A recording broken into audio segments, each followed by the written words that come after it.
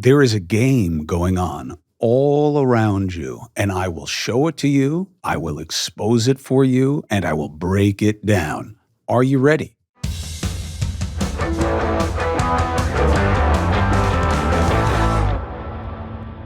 I'm Chris Cuomo. Welcome to another episode of the Chris Cuomo Project podcast. Thank you for subscribing and following. Thank you for being a critical thinker, for being a free agent and wearing your independence, getting the merch, but more importantly, getting away from the parties. Make the game come to you. Okay? You know the expression, don't hate the players, hate the game? I agree. The problem is not as simple as the men and women in our system. It's the system. And it has always been the system. I call it the game. That which permeates our politics and our media culture, and now more and more of society. But first, the good news. The good news. The game is still very isolated. More and more of us are playing. Trump turbocharged it, that's for sure. Everybody had to have an opinion on him, right? But most of us are still regular, and that's not a bad word. We are reasonable. We're about outcomes. We're about virtues. We're about seeing people who can lead because they'll get us to a better place, not a worse place. That's where most of you are, which is why most of you are what now? Not Democrat, not Republican, independent, over 40%, the largest grouping. That's good news. Now, people will attack the independent number. As it is, they don't let you give just one answer. Are you a Democrat or Republican? Republican. Next. Are you a Democrat or Republican? Neither. Oh, you're an independent? Yes. Which way do you lean? Why do you have to lean? Why do you have to lean? Because they need you in the game. Let's go through the key questions, okay? First of all, how do we know that there's a game? It's everywhere you look. Why is DeSantis giving his announcement on Twitter all the leads on all of the news outlets with a burgeoning situation in Ukraine and the debt ceiling and all these other competing interests? Why does that get the attention? It's the game. It's what matters most to those that monitor the incremental movements and the play between the two parties that kind of highlight confrontation, highlight conflict, highlight contrast over cooperation. Why? Because it works. Why does it work? Because we're geared more towards the negative than the positive. Do you think it's a secret or it's a riddle or it's an unknown for why there are multiple, negative ads for every positive ad in a campaign? For every vote for me, I'm Chris Cuomo, and I'll do the following things. There are 5. The other guy's a bum. I think he kicked a puppy. Even the voice changes, right? Why? The game. Because it works. And that's why the Greeks never gave us a positive opposite to the word demagogue. A demagogue is somebody who plays on prejudice and anger and fear as a self-interest of self-protection. And it works, and it's always worked. And it is turbocharged by parties. Why? Well, what happens when you're for any team? Okay, look, I say it all the time. Politics shouldn't be like sports, but it is. I'm a Yankees fan. Hate the Red Sox. Why? Well, because I'm a Yankees fan. You don't think our politics has become the same way? That's the problem with this binary bullshizzle. This is the problem with it. What I call the toxic twosome. It's part of the game. George Washington called it out. Alexander de Tocqueville called it out. Madison, Hamilton, Monroe, Teddy, FDR, both of them called out parties. Many have. Adams, many said, this is a problem, stay away from it. Washington, who worked on his farewell address with Madison and Hamilton, be a nation. That is all. That parties get you into the interests and agendas of the select few and create division naturally to gain advantage. And that's exactly what's happened. They were more right about this than they were about anything else, our founding fathers. The parties are killing us, but that's the game. And the media plays into the game. It feeds off the game for good and bad reason. What's the good reason? Well, you're interested in it. You know, there's this fundamental mistake made. Well, but the media should be talking about what matters. Finish the sentence. What matters to you. Ah. So do you want to hear about the realities of the debt ceiling the same way you want to hear about whether DeSantis can beat Trump? Be honest. Do you want to talk about policy and Ukraine and the history and Russia? Or do you want to see the latest of somebody saying that Zelensky's dirty or Putin's a good guy or any other perversity to draw some point of contrast, to be provocative, to have your voice heard and then magnified on social media? That's the game, okay? That's what the game is. That's the what. Who's the who? Everybody who's involved. But more important is who isn't. You, in all likelihood. Those who are observers of the game. You know how you know if you're an observer versus a participant? Does it make sense to you? If the answer is no, I really don't get it. I don't get why they're so hyped up about these things, why things seem to matter so much, and how they're on to the next thing, and how they seem so gullible and believing things that don't make any sense and banking on people that they shouldn't and seem to be supporting people that seem to reject what they say they're about. That's good news for you, because that means you're not part of the who when it comes to who is in the game. And that's really good, and we need more of you. We need people to reject the game, to not want to hear it, to not watch it on TV, to not listen to it on podcasts and radio and anywhere else, to stay away from it on social media, to not be part of the food fight. We need that very badly, much more than we've ever needed parties. That's why I want you to be a free agent and an independent and a critical thinker, because that's not what they're setting you up for. DeSantis is trying to say, and this is a very, very smart guy. I'm probably even has a better pedigree, really, in some ways, than even like a Ted Cruz, who's like a genius, right? Harvard this, Princeton that. Why is he playing this dumb it down, divide game? Because it works. Because that's the game.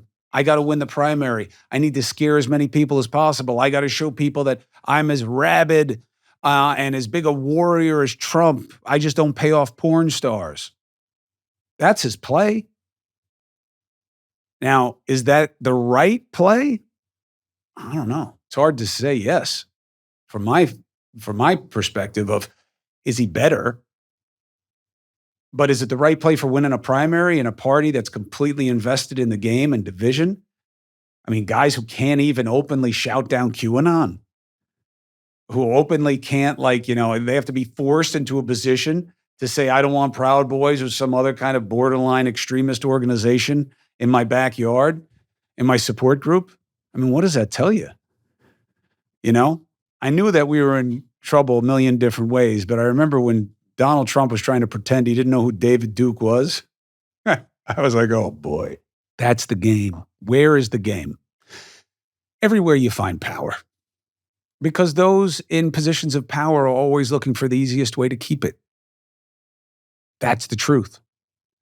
People in power want to keep it. Now, for good and bad reason. Good reason? Well, they believe they can use it to the advantage of their constituents and maybe more. The bad reason? Works for them.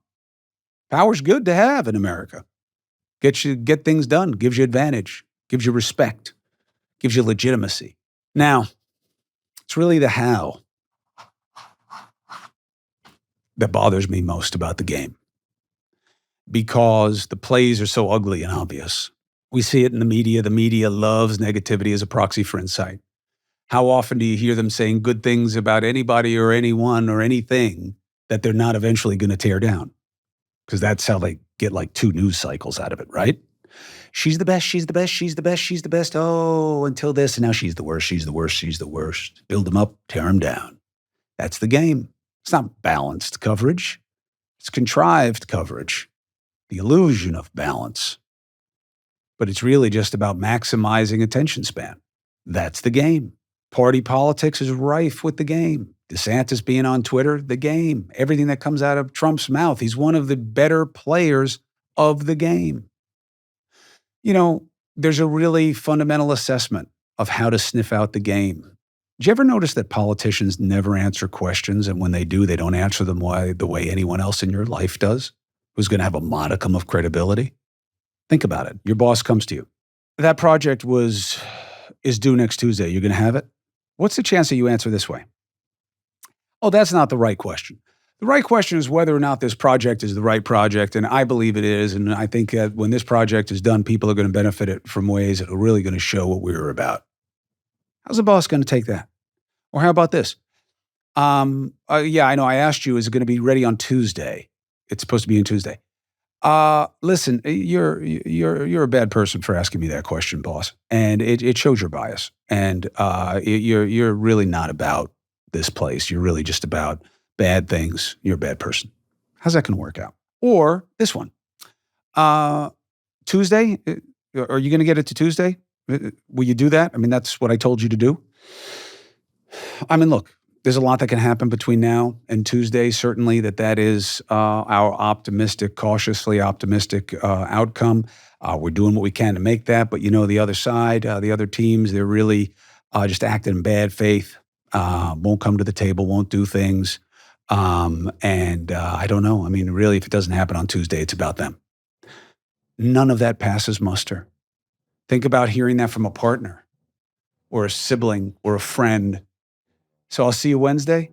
It depends. A couple of other invites out there. Maybe Wednesday happens. Maybe it doesn't.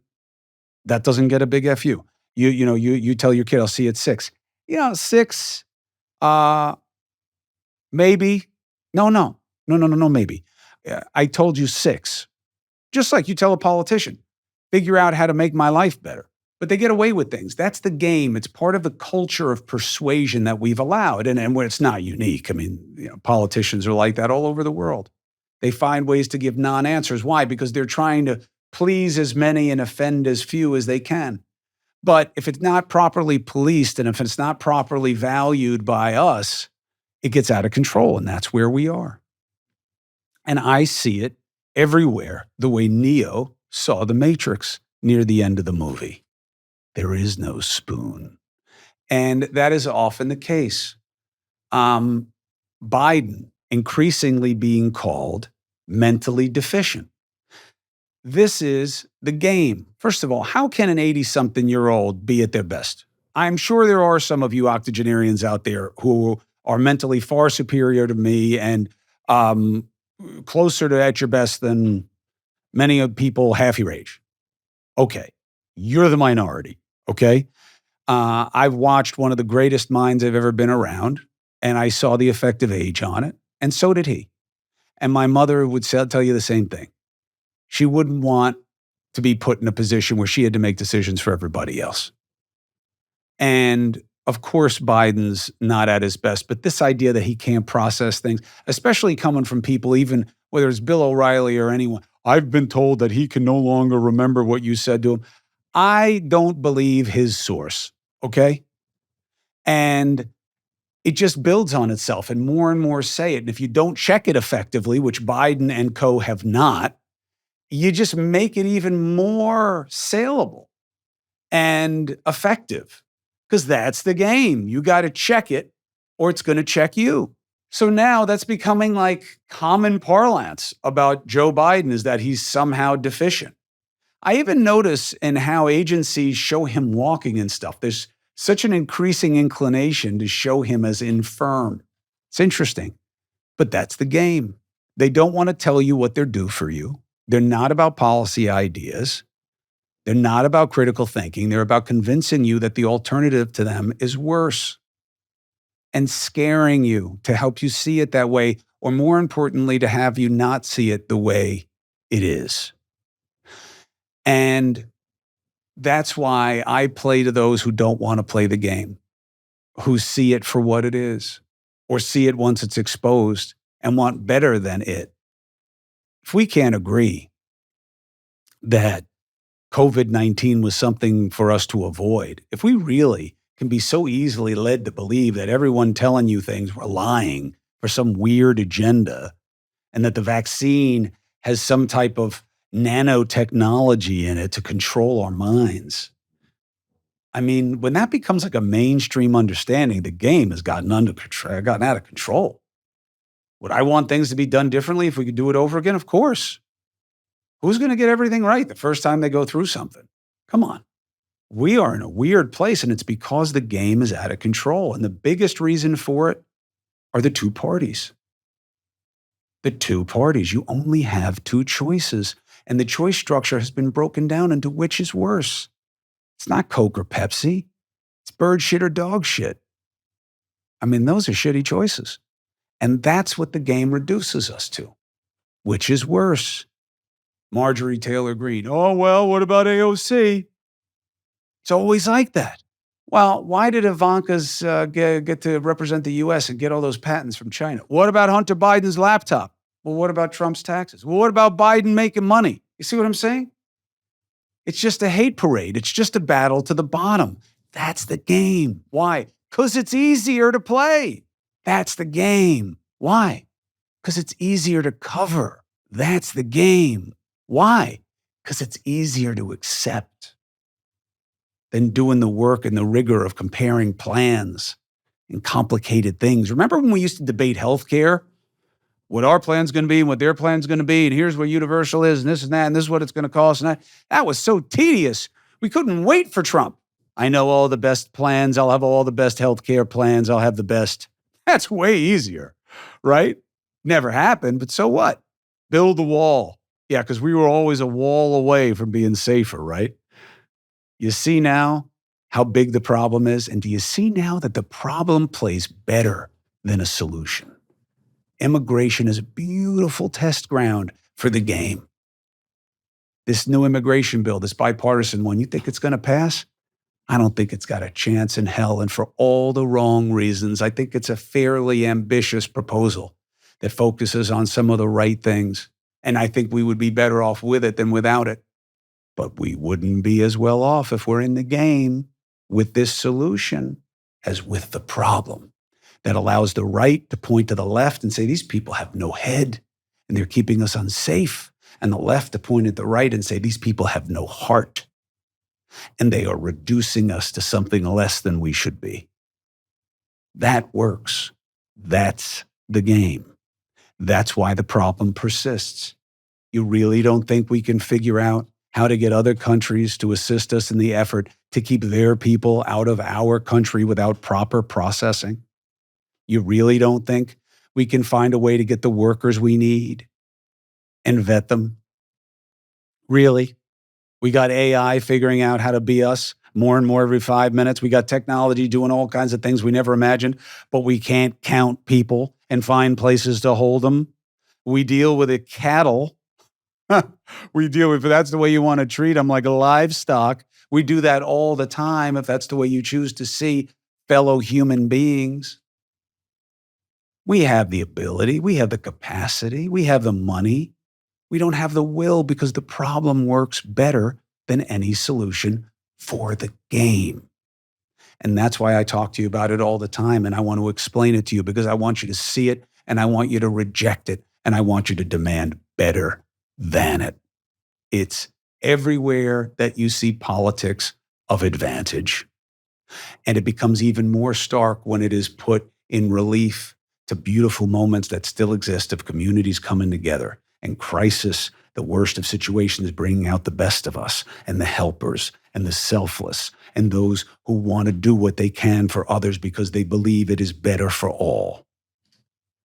And that's when the game becomes even more obvious, when it's not being played. And I see it all the time, and I know that we are so much more capable of doing things for better than for worse. It's the story of this country, where all its warts and flaws and mistakes and failings, we are capable of amazing things in this country. We have an asset no one can match, and it is our diversity. Exactly what is vexing us right now could be fixing us if we just decide to see it. It's not about taking somebody else's slice. It's about making more pie, and nobody can do it like we can. We are in our own way, and it's because of the game. I just hope I live long enough to see what breaks us out of it. And I hope that it's not the only thing I've seen do that in my lifetime. Extreme crisis. It's the only time I've seen us break out of the game. 9/11. And I just hope that we can do it without having to pay such a price for just making a choice to be the best that we can be. See the game, expose the game, reject the game, be an independent, be a free agent, be a critical thinker. And if you need another reason to do it, they hate when you're a critical thinker who assesses for yourself and will not follow. That's what people who play the game hate the most. So if you want to piss them off, and if you want things to be better, I got a twofer for you. Reject the game.